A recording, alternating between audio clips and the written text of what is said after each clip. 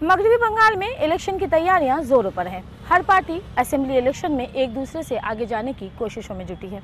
आइए हम इस ताल्लुक से बात करते हैं सीपीएम के एमपी मोहम्मद सलीम से, जो हमारे साथ हैं। लोकसभा का इलेक्शन नहीं है, लोकसभा के इलेक्शन के बाद असेंबली इलेक्शन। आप कैंडिडेट नहीं हैं, लेकिन पार्टी की जिम्मेदारी आपके ऊपर है, तो किस तरह से ये जिम्मेदारी को निभाएंगे? नहीं, चुनावी दंगल में हमेशा उम्मीदवार होना पड़ेगा, ऐसी कोई बात नहीं है। हम उम्मीदवार खड़े कर रहे हैं और बंगाल के लोग बहुत उम्मीद से इस चुनाव की तरफ देख रहे हैं और उसमें हिस्सा भी लेंगे। और पहली बार ऐसा होगा, इससे पहले कोई ऐसा नज़ीर है नहीं बंगाल में या दूसरी रियासत में भी, कि 5 साल पहले जो हुकूमत आई थी लोगों की उम्मीद के साथ, वो उम्मीद में पानी फिर गया।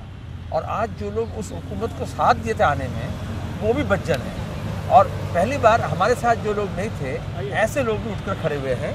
और एक मुहिम ऐसा छिड़ा है अवामी तौर पर कि जो जहाँ पाए वो तृणमूल को हराए। तो हमने ये आवाज़ दिया था, एक तरफ बीजेपी हटाओ देश बचाओ और तृणमूल हटाओ बंगाल बचाओ। तो इस पर हम देख रहे हैं एक तूल पकड़ रहा है। वही 2011 का जो इलेक्शन था और अब जो इलेक्शन हो रहा है, फ़र्क क्या नज़र आ रहा है आपको? बहुत फ़र्क है, क्योंकि 2011 से कबल पूरे मुल्क में और बंगाल में एक ऐसा माहौल बना था जबकि हमारे तमाम मुखालिफ जितने थे वो सब लोग एक रेनबो ऑर्गेनाइजेशन हुआ था। एक्सट्रीम लेफ्ट से लेकर एक्सट्रीम राइट, जमीयत उलमा हिंद भी, बीजेपी भी, कांग्रेस भी, एसयूसी भी, माओवादी भी तृणमूल के साथ जुड़े हुए थे। और वो कहीं हमारा भी ऐसे कुछ काम काज में ऐसे वाक़यात हुए कि लोग हमारे से जो गुस्सा थे वो सब इकट्ठा हो गए। जो हमारे सपोर्टर थे उनके अंदर भी एक हिस्सा, और ख़ास करके अक़लियतों के अंदर भी एक हिस्सा, वो हमारे ख़िलाफ़ अपना रोल अदा किए। इस बार ऐसा नहीं है। 4.5 साल में उनको भी, जैसे मैं कहा, पानी फिर गया है। और दूसरी तरफ तमाम लोग जो हैं, जो पहले उनके साथ जुड़े हुए थे, वो उससे खफा है। और हम बायां महज चुनाव में हारने के बाद भी पिछले 5 साल हमने अपने तजुर्बा से सीखा, अपने कमज़ोरी का एहसास हुआ और हम अपनी तरफ झाँके। तो रंग लाती है हिना पत्थरों में पिस जाने के बाद और सुर्खरू होते हैं इंसान ठोकरे खाने के बाद। तो वो हमारे तजुर्बा में भी कुछ इजाफा हुआ और जो बिखरे हुए या बिछड़े हुए जो दोस्त थे उनको भी हम साथ लिए। वही कि 2011 में जो तब्दीली की एक बोल रहे थे कि 2011 का जो इलेक्शन हुआ था, बंगाल की सियासत में एक तब्दीली आई थी, तो 2016 में भी ऐसे ही तब्दीली की लहर आप देख रहे हैं? हाँ, क्योंकि लोग समझे थे हुकूमत में तब्दीली के बाद अक़लियतों के हालत में, सनत में, खेती में, बेरोज़गारी के सवाल पर, तालीम के मैदान में, तरक्की के मैदान में ये नए कुछ तब्दीली आएगी। लेकिन देखा गया कि वो तमाम उम्मीदों से पानी फिर गया। और तृणमूल कांग्रेस वो बल्कि जो जमहूरी हुकूक थे लोगों के, उसको भी वो छीन लिए। आप यहाँ तक कि प्रेस कॉन्फ्रेंस में एक जर्नलिस्ट को सवाल पूछने का हक नहीं है। स्टूडियो में बैठ कर के एक स्टूडेंट सवाल नहीं पूछ सकते, पब्लिक मीटिंग में एक नारा नहीं दे सकते, आप जुलूस नहीं कर सकते, आप पोस्टर नहीं लगा सकते, स्टूडेंट्स पॉलिटिक्स में कॉलेज के अंदर, यूनिवर्सिटी के अंदर आप यूनियन इलेक्शन नहीं कर सकते, तो ट्रेड यूनियन नहीं कर सकते। तो इससे जो है लोग का जो जमहूरी जो हुकूक है उसके ऊपर जब असर होता है तो लोग उठकर खड़े होते हैं अपने हक को वापस लेने के लिए। वही जो है इस बार इलेक्शन में नजर आएगा, ऐसा लगता है आपको? उसके साथ साथ जो लोगों के अंदर जो इत्तेफाक थे, जो लोगों के अंदर जो भाईचारा था, बंगाल इसके लिए बहुत फेमस है कि हम यहाँ पे अमन, चैन, सुकून और भाईचारे का एक माहौल बनाए थे। उसमें जब सिखों के खिलाफ पूरे हिंदुस्तान में मुहिम हुए इंदिरा गांधी की हत्या के बाद, लेकिन बंगाल में ऐसा नहीं हुआ। जब बाबरी मस्जिद के बाद पूरे हिंदुस्तान में एक ऐसा हलचल हुआ, लेकिन यहाँ पे ऐसा नहीं हुआ। और बीजेपी जैसे फ़िरकाप्रस्त ताकत भी असर उठा नहीं पाए थे। ये पिछले 4.5 साल में आरएसएस भी पनपा, फ़िरकाप्रस्त ताकत को भी बड़ा बल निकला और लोग को ज़ुबान और भाषा और मज़हब के लिहाज से इलाके से बांटने की कोशिश की गई। तो लोग एक तरफ जमहूरी हुकूक के लिए और दूसरी तरफ इत्तेहाद के लिए इकट्ठा होने की कोशिश कर रहे हैं। आपको लगता है कि जो आपने जैसे कहा कि कुछ हमारी भी कुछ कमज़ोरी थी, लोगों की नाराज़गी भी थी, तो ये नाराज़गी 5 साल में कम हुई? हाँ, क्योंकि 34 साल लगातार हमारी हुकूमत चल रही थी। तो आप देखो जो एक साथ अगर एक हुकूमत घर में भी अगर 34 साल एक ही जैसा माहौल होगा तो लोगों को ऐसा लगेगा कि उसमें थोड़ी तब्दीली चाहिए, हमें खाने में, पीने में, चेहरे में कुछ बदलाव होना चाहिए। और उसको इस तरह से बढ़ाया गया कि तब्दीली हो, कुछ परिवर्तन हो, और उसमें कुछ इंटेलेक्चुअल्स और फिर चिट फंड के पैसे से कुछ ऐसे नए जर्नलिस्ट, अखबार, मीडिया ऐसे सामने आ गया कि लोगों के रुझान को उस तरह बदलने की कोशिश की गई। और लोगों के अंदर कुछ उम्मीद भी बनी थी कि चलो जो कुछ नहीं हुआ, तब्दीली का मतलब है चलो बायां महज नहीं कर पाए तो ये नए हुकूमत आके कुछ करेंगे, या हमने कुछ गलती की तो उसको सुधारेंगे, या नए पर हो कुछ आएगा। लेकिन ऐसा नहीं हुआ, बल्कि हालात और बिगड़ गया। तो वही जो नाराज़गी जो ख़त्म हुई, तो आपको लगा कि 5 साल जब सरकार से, सत्ता से दूर रहें, तो जो भी नाराज़गी थी, वो जो भी कमज़ोरी थी, वो ढांचे को मजबूत बनाने के लिए जो कोशिशें थी, वो उसमें तेज़ी आई? उसमें हमारे जो कारकुन हैं, वर्कर्स हैं, उसको हम जिस तरह से नए से ट्रेनिंग, जो हालात में जो तब्दीली आई है उसको मद्देनज़र रखते हुए हमारे नज़रिया में कुछ नया सोच ले आना, और उसके साथ साथ आप ये देखो कि हमारी जो गलतियाँ थी उसका एहसास सिर्फ होना नहीं, उसको सुधारना भी। हम इंसान हैं, गलती करते हैं, जो देवता होते हैं वो गलती नहीं करते, तो हम उस गलती को माने भी और उसको सुधारने की कोशिश किए। या कुछ गलत किस्म के अनासिर जो हमारे साथ जुड़ गए थे, उनको भी हम पार्टी से बहुत निकाल बाहर किए। तो आज हो सकता है कि आप जब देख रहे हो तृणमूल आके वो भीड़ कर दिए, लेकिन हाँ, वही कि वो तादाद जो है वो कहीं ना कहीं लोग उससे बच्चन थे, हम उससे हमारा वजन हल्का हुआ तो सेहत ज़्यादा अच्छा हुआ।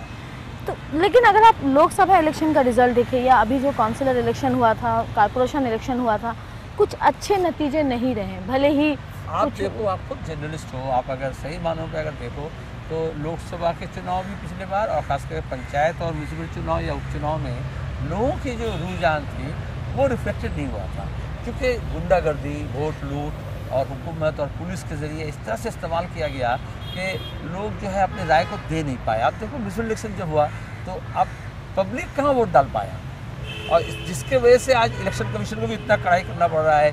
चुनाव घोषणा से पहले सेंट्रल फोर्स को लाना पड़ा, मोहल्ले मोहल्ले में घुमाना पड़ा, क्योंकि यहाँ पे जमहूरी हुकूक को छीनने के बाद लोगों के अंदर एक दहशत का माहौल पैदा किया गया था और दहशतगर्दी हो रहा था। तो इससे बल्कि लोगों के अंदर गुस्सा और भी ज़्यादा बढ़ गया है, और उनको जब मौका लगेगा तो वो फिर अपना वो वोट का ताकत का इस्तेमाल करेंगे। तो मुतमईन है जो सेंट्रल फोर्सेस आए हैं बंगाल में इलेक्शन के लिए, मुतमईन है आप लोग? नहीं, देखिए, इससे तो आप तसफ़ी वक्त तो कोई ऐसा होता नहीं है, क्योंकि उनका आना ही काफ़ी नहीं है, बल्कि ये है कि उनका सही इस्तेमाल हो।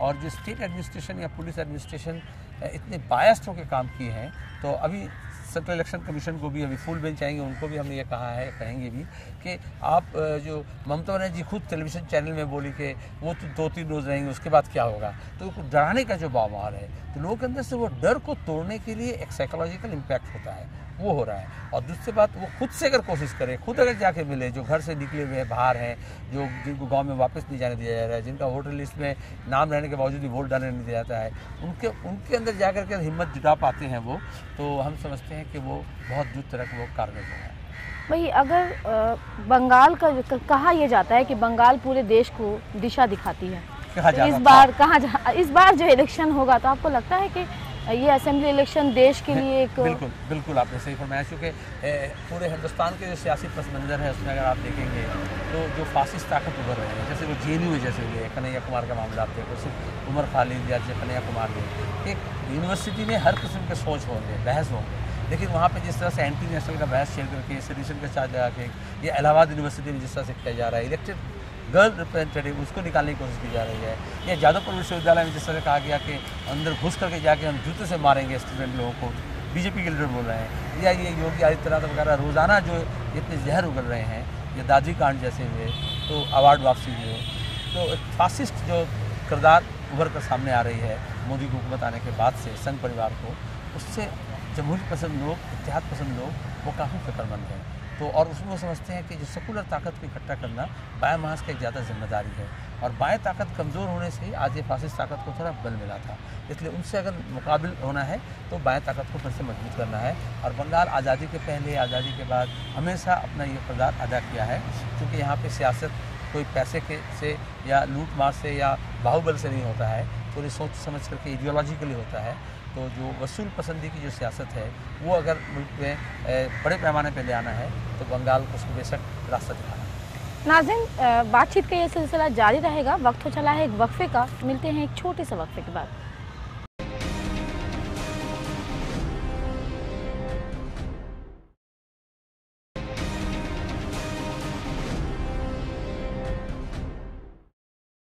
नाज़रीन, वक्फे के बाद एक बार फिर आपका हमारे इस बातचीत के प्रोग्राम में खैर मकदम है। हम बातचीत कर रहे हैं CPM के MP मोहम्मद सलीम से।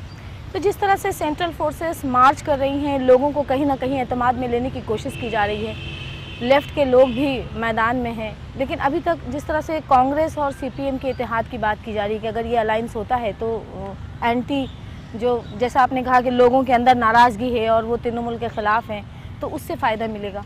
तो वो जो इत्तेहाद है, वो जो अलायंस है, वो भी ज़मीनी तौर पर बहुत मजबूत नज़र नहीं आ रहा है। नहीं, अब देखो, जो इत्तेहाद हमारा बायां महाज का है वो एक चुनावी महाज है, और सिर्फ चुनावी महाज नहीं, एक सियासी महाज है। और वो जो से चुनाव हम एक साथ लड़ते हैं, वैसे सियासी लड़ाई भी हम एक साथ लड़ते हैं। तो बायां महाज है, ये चुनाव के लिए अलग से नहीं करना पड़ता। लेकिन इस बार ऐसा है कि सिर्फ हम बायां महाज नहीं, बल्कि जो बायां महाज के साथ ताल्लुक़ नहीं रखते हैं, ऐसे सियासी पार्टियाँ भी वो बायां महाज के साथ जुड़ करके चुनाव में शरीक होंगे और शिरकत करेंगे, हिस्सा लेंगे। जैसे जनता दल यू है, आरजेडी है, एनसीपी है, और ऐसे और भी पार्टियां हैं। इसके अलावा पॉलिटिकल पार्टीज नहीं है, लेकिन इंडिविजुअल है, अलग अलग फ्रंट में, समाजी हो, सकाफती हो, जो कामकाज में हैं और सिविल सोसाइटी में काम किए हैं, या जब ख़वातीन के ऊपर या जब सेकुलरिज्म के ऊपर जब हमले हुए हैं तो लोग जब उठकर खड़े हुए हैं, तो वो लोग भी हमारे साथ आ रहे हैं। इसके साथ कांग्रेस भी अपने तरीके से, अपने तौर पर उनकी जहाँ ताकत है वो वहाँ लड़ाई लड़ेंगे। हम यहाँ पे कोई महाज नहीं कर रहे हैं। ये लोगों के अंदर ये सीधा बात है कि जहाँ जिसकी ताकत है और ज़मीन हर पकड़ है, वो वहाँ तृणमूल को और बीजेपी को हराए। क्योंकि बीजेपी और तृणमूल आज दो अलग सियासी जमात नहीं है, वो कहीं ना कहीं उनका एक तार में बन रहा है। मोदी भाई दीदी भाई का एक ताल्लुकात बना है, और वो हमारे यहाँ के इत्तेहाद के लिए भी बहुत घातक है और हमारे मुल्क के सियासत के लिए भी है। तो इसलिए हम बहुत सोचे समझे तरीके से अपने अपने तौर पर, अपने अपने प्लेटफॉर्म से, अपने अपने मोर्चा से हम ये लड़ाई लड़ेंगे। हम एक दूसरे को नुकसान नहीं पहुंचाएंगे, इतना ही है। क्योंकि हम पूरे ताकत को मुनज़्ज़म करेंगे तृणमूल के खिलाफ, और उसमें उनका जो है, उनको बहुत बड़ा सियासी जो है चोट पहुंचेगी, ऐसा हमें उम्मीद है। लेकिन जिस तरह से आप देखें, लिस्ट की बात आई, तृणमूल कांग्रेस ने अपने पूरे तमाम कॉन्स्टिट्यूंसी में उम्मीदवार खड़े किए हैं। लेफ्ट की पहली लिस्ट आई है, कांग्रेस की भी पहली लिस्ट आई है। तो जिस तरह से आप देखें कि ममता बनर्जी ने कल एक रैली करी और जो भीड़ जमा हुई, वो दमखम जो है वो लोगों का यही है कि दूसरी पार्टियों में नज़र नहीं आ रहा है। आप अगर उल्टा तरफ से देखेंगे तो ममता अभी ये रैली की, हम तो पहले से रैली कर रहे हैं। आप अगर देखें, पिछले दिसंबर जनवरी महीने से लेफ्ट की रैली मैदान में हम हैं, और उसी तरह से अलग अलग सियासी जमात अपने तरीके से कर रहे हैं। और कल का जो था वो ममता चुनावी उसमें इसको इस्तेमाल किए, लेकिन वो इंटरनेशनल वुमेंस डे में और सरकारी मशीनरी को इस्तेमाल करके, वो था तो इंटरनेशनल वुमेंस डे का रैली, लेकिन उसको चुनावी रैली में तब्दील करेगा। ऐसा क्या मुराद है? ये उनका ताकत का मुजाहरा नहीं है, क्योंकि वो सियासी तौर पर आओ हम वोट में लड़ेंगे, वोट में समर्थन करो, इस तरह से नहीं बुला के। पिछले एक साल से आप अगर देखेंगे तो वो सरकारी कार्यक्रम को या कोई सामाजिक कार्यक्रम को या मजहबी कार्यक्रम को सियासी इस्तेमाल कर रहे हैं। दूसरी तरफ आप अगर देखो कि लिस्ट निकालने में वो ममता के लिए आसानी इसलिए कि जो तब्दीली के नाम पर आई थी, लेकिन अब वो तब्दीली नहीं मांग रहे, वो तो स्टेटस क्विस्ट है, जो जहाँ था उसको वही रख करके वो लिस्ट निकाल दिए। तो हम ये कहें, हमारे आप देखो कि आधा से ज़्यादा लोग 60% नए लोग हैं। हम नए ताकत को भरना चाह रहे हैं, वैसे नए शक्ल और चेहरा और नए आयाम भी देना चाह रहे हैं सियासत में। तो इसलिए आप उसमें लिए हमको बहुत सोच समझ करके, और कौन से कहाँ हरा पाएगा तृणमूल को, वो देख के हम करना है। तो वो स्टेटस क्विस्ट है और हम एक बगावत के तरह रास्ते पर आ रहे हैं। इसलिए आप एक दो दिन इंतजार करें, लेकिन हमारा पूरा मुकम्मल लिस्ट जब आया होगा तो आपको समझ में आएगा कि कितने नए चेहरे सामने उभर कर आ रहे हैं। तो जो इंतखाबी मंशूर होगा, जो मैनिफेस्टो होगा, वो भी बिल्कुल एक नए अंदाज में नज़र आएगा। हाँ बिल्कुल, और मैं कहा कि हम जो 5 साल को हम इस्तेमाल किए, नए नज़रिया, नए सोच और सियासत को भी नए आयाम देना, और उसमें अवामी जो है उसको पीपल सेंट्रिक। तो सिर्फ पहले हम जनता की सवाल को या आवाज़ को उठाना चाहते थे, और आज हम जनता के द्वारा जनता की आवाज़ को उठाना चाह रहे हैं। इसलिए आप देखो, मैनिफेस्टो हम कुछ लीडर रिलीज़ कर देते, लेकिन हमने ड्राफ्ट वेबसाइट में डाला है, लोगों से राय मांगी है। आप नए हुकूमत से, आप बायावास के क़यादत में हुकूमत बनेगी तो आप उससे क्या उम्मीद करना चाहते हैं, क्या मांग करना चाहते हैं, उसको हम वहाँ पे ध्यान में। इसी तरह से आपको पता नहीं चलता, लेकिन हम कैंडिडेट के बारे में भी हम पहले, हमारा ड्राफ्ट पहले से रेडी है, लेकिन हम अलग अलग इलाके में वहाँ से लोगों की राय को लेकर के फिर उसमें तब्दीली ले आ रहे हैं कि कौन चेहरा आपको पसंद हो, जो लोगों के अंदर एक साख भी जिनका है और अपना छवि भी साफ़ सुथरा है, और जो हमारे जमात के अलावा भी बाकी हिस्से के लोगों से भी सपोर्ट जिनको जो हासिल कर सकते हैं। और कहीं अगर हम नहीं हैं तो दूसरा कोई भी अगर है तो जिसको हम सपोर्ट करेंगे ताकि वो जीत जाए। तो ये नया सोच है। तो क्या अहम मुद्दा होगा, खासकर बंगाल के लिए क्या अहम सबसे पहला है कि जो जमहूरी जो हक है, हुकूक है, जिसके ऊपर बहुत ज़्यादा धक्का लगा है, उसको हमें वापस ले आना है। एक डेमोक्रेटिक माहौल, क्योंकि हमारे मुल्क में हम अलग अलग ज़ुबान, भाषा, मजहब के लोग, अलग अलग तबके के लोग, हमें अगर सबको जो इंसानी हुकूक है और जमहूरी हुकूक है वो अगर नहीं मिलता है, सिर्फ वोट का हक नहीं, रोज़ाने की ज़िंदगी में, तो उनका जो तो अब ये जो पीपल्स के पहला अवामी एक सबसे बड़ा सवाल है। दूसरा है कि अमन। आज आए दिन आप देखो पिछले एक साल में 8,800 से ज़्यादा कत्ल हुए हैं, कभी ऐसा नहीं हुआ एक साल में। आप अगर देखो कि महिलाओं के ऊपर 2014 में पूरे मुल्क में 4,000 केसेस हुए हैं, तो उसमें आपका 1,600 केसेस जो हैं महिलाओं के साथ जो बलात्कार वगैरह, तो वो बंगाल में हुए हैं 1 नंबर में। तो ये जो लोगों के अंदर ये एक एहसास हो रहा है कि सिक्योरिटी का अभाव है, तो उनकी हिफाजत का जो एक माहौल बनना चाहिए सिक्योरिटी का। तीसरा है कि बेरोज़गारी इतनी बढ़ रही है और कलो कारखाना एकदम ठप है, खेती की हालत बहुत ख़राब है, माइग्रेंट लेबरर हो रहे हैं, तो वो बेरोज़गारी को दूर करना है और सनअतकारी का काम को आगे बढ़ाना है। लेकिन अगर आप ओवरऑल तस्वीरें देखें तो कुछ कई जगहों पे कई तब्दीलियां भी नज़र आती है कि कोलकाता शहर की अगर हम बात करें तो ये जो तब्दीलियां हैं, जो नारा लगाया जा रहा है रूलिंग पार्टी की तरफ से भी कि ये सारे काम हमारे तौर पर हुए। आप कलकत्ते के मरकज़ में हैं, मैं आप ये सवाल आप उठाए हैं, मैं आपको यहाँ बोलूँगा और आपके साथ के कैमरामैन को बोलूँगा कि एक तरफ कैमरा को आप पूरा तरफ घुमाइए और आप भी अपने नज़र से घूमिए, और उसके बाद कलकत्ते के मरकज़ में आपको कलकत्ते का आधा हिस्सा देखने को मिल रहा है। आप यहाँ कहिए कि पिछले 4.5 साल में कौन सा तब्दीली आप देख रहे हैं। आप जो कहेंगे मैं उसको तस्लीम कर लूँगा, लेकिन अपने आँखों देखें, अखबारी इश्तिहार नहीं, ममता बनर्जी का तकरीर नहीं। आप यहाँ से खड़े होकर के वो विक्टोरिया से दिखाइए नज़र, और यहाँ से आप पूरा मुड़िए और पूरा घूम करके यहाँ देखिए। एक भी चीज़ आपको अगर 4.5 साल में कोई नया नज़र आता है तो मैं कहूँगा कि आप जो कह रहे हैं वो सही है। कई ब्रिज बने, कई फ्लाईओवर बने, कलकत्ते में कौन सा ब्रिज नए बने हैं आपसे मैं पूछ रहा हूँ 4.5 साल में। एक जो नाम वो दिए हैं माँ, आपको मालूम होना चाहिए, मैं जब एमपी था, मैं अपने तारीफ नहीं करता हूँ खुद से, जब यूपी 1 की हुकूमत थी, मैं अर्बन डेवलपमेंट का चेयरमैन था, पार्लियामेंट स्टैंडिंग उस वक्त वो पास हुआ, उस वक्त वो पास हुआ था और वो 2012 में कंप्लीट होना था। 2011 में आने के बाद उनके 2 मिनिस्टर में और कॉन्ट्रैक्टर के झगड़े में वो 3 साल ज़्यादा लग गया और 500 करोड़ रुपये ज़्यादा खर्च हो गया। तो उसको आप तरक्की कहेंगे या तरक्की में रुकावट कहेंगे। इसी तरह की और एक स्कीम जो विवेकानंद ब्रिज का था, वो भी पास हुआ था उस वक्त में, काम भी उस वक्त शुरू हुआ था 2009 में, और अभी आप देखो आज तक वो मुकम्मल नहीं हुआ। तो कौन सा जो तकरीर तो एक भी नया प्रोजेक्ट ईस्ट वेस्ट जो मेट्रो है कलकत्ते का कुछ नहीं हुआ, ऐसे नहीं बोलेंगे। जो रेलिंग है सड़क के किनारे उसमें नए से 3-4 रंग किए गए हैं नजर आ रहे हैं। जो लैंप पोस्ट है जहाँ पे है उसके बावजूद भी वहाँ पे वो त्रिशूल वाला एक लैंप पोस्ट लगाया गया है। ये सब के साथ एक करप्शन इन्वॉल्व है, वो तरक्की नहीं है, उसको डेवलपमेंट नहीं बोलते हैं। आप अगर कलकत्ते में कहिए एक कारखाना कलकत्ते के इर्द गिर्द में आप कहिए कि नया हो गया जहाँ लोगों को काम मिलेगा, अब बताओ। अब वो बोलते हैं हम इतने सुपर स्पेशलिटी हॉस्पिटल किए हैं। आप कलकत्ता से कोई भी हॉस्पिटल में जाके देखो कि 4.5 साल पहले कितने डॉक्टर नर्स थे और आज कितने कम हैं, वो कम गया। तो नए कोई रिक्रूटमेंट ही नहीं हुआ, यूनिवर्सिटी में कॉलेज में नए रिक्रूटमेंट नहीं हुए। अब तो सिर्फ कुछ सिविल कंस्ट्रक्शंस हुए हैं, वो गेट बना दे रहे हैं मंदिर के मस्जिद के सामने, कुछ गेट बना दे रहे हैं, वो तमाशा है, उसको तरक्की नहीं कहा जाता है, वो लॉफ्ट साइड है। 2011 के इलेक्शन में मुस्लिम वोटरों का एक अहम रोल था। कहा जा रहा था कि जो लेफ्ट की से नाराज़गी जो है वो सबसे ज़्यादा मुस्लिम वोटरों के दरमियान ही देखी गई। तो इस बार क्या लगता है कि वो वोटर वापस आए? आप देखो, सिर्फ नाराज़गी नहीं, मुसलमानों के अंदर एक ममता या तब्दीली के नाम पर एक लहर सा पैदा करने की कोशिश की गई थी। उसमें कुछ इमाम ज़्यादा, कुछ पीर ज़्यादा, कुछ नवाब ज़्यादा, कुछ शहजादा को इस्तेमाल किया गया था, कुछ उर्दू अखबारों का इस्तेमाल किया गया था, और चीट फंड का कुछ पैसा इस्तेमाल किया गया था, और मजहबी जज्बात को भी इस्तेमाल की गई थी, और कुछ वायदे किए गए थे। जैसे आप देखो, हमने आलिया मदरसा जो सबसे पुराना मदरसा था उसको हमने अपग्रेड करके कॉलेज से यूनिवर्सिटी बनाया हमारे दौर में।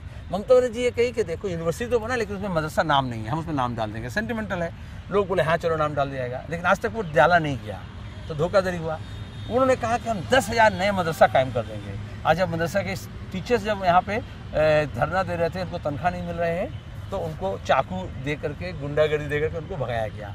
इसी तरह से MSK SSK जो हम जिस इलाके में स्कूल्स नहीं हैं, खास करके माइनॉरिटी एरिया या ट्राइबल्स एरिया, वहाँ पे हम बहुत जल्द स्कूल बनाने के लिए माध्यमिक शिक्षा केंद्र, शिशु शिक्षा केंद्र बनाए। उसके बाद एक नया भी नहीं हुआ, और जो भी उस वक्त का जो फरिश्त था वो फरिश्त अब भी है, उनका तनख्वाह एक पैसा नहीं बढ़ा। एक नए ICDS सेंटर नहीं खुले। आप अगर माइनॉरिटीज़ के बारे में कहेंगे तो आपको तो ये कहना पड़ेगा, मैं खुद माइनॉरिटी डिपार्टमेंट का मिनिस्टर था और मुझे ये माइनॉरिटी फाइनेंस कॉर्पोरेशन के चेयरमैन था, और पूरे हिंदुस्तान में बहुत से ऐसे स्कीम्स जो सचर कमेटी आने के बाद हिंदुस्तान में लागू हुए, वो हमने यहाँ 2001-2 से लागू किए थे। जैसे तो वही जो नाराज़गी थी मुसलमानों की, जो भी वो ज़मीन को लेकर हो, चाहे राजारहाट की चाहे नंदीग्राम की, तो वो नाराज़गी क्या कम हुई? बिल्कुल, क्योंकि उनको ये लगा कि ये धोखाधड़ी हुआ है। आप देखो उस वक्त ये कहा गया था, हम जो सनती काम कर रहे थे तो मुसलमानों को ये समझाया गया था कि तुम्हारे सब ज़मीन जो है तुम्हारे को बेघर कर दिया जाएगा। लेकिन जो हकीकत में जानते हैं लोग कि बायामास हुकूमत आने के बाद से ज़मींदारी को ख़त्म करके, चाहे खेती हो चाहे बस्ती हो, वहाँ पे जिसका जो जहाँ बसा था, जो जहाँ खेती कर रहा था, उसको वो हक दिया गया, किसी को उजाड़ा नहीं गया। तो लोग ये समझे कि ये उनको गलत प्रचार किया गया था और दूसरी तरफ उनको सब्ज़ बाग दिखाया गया था, लेकिन उनके जो इलाका आबादी है उसको और भी ज़्यादा वीरान कर दिया गया है।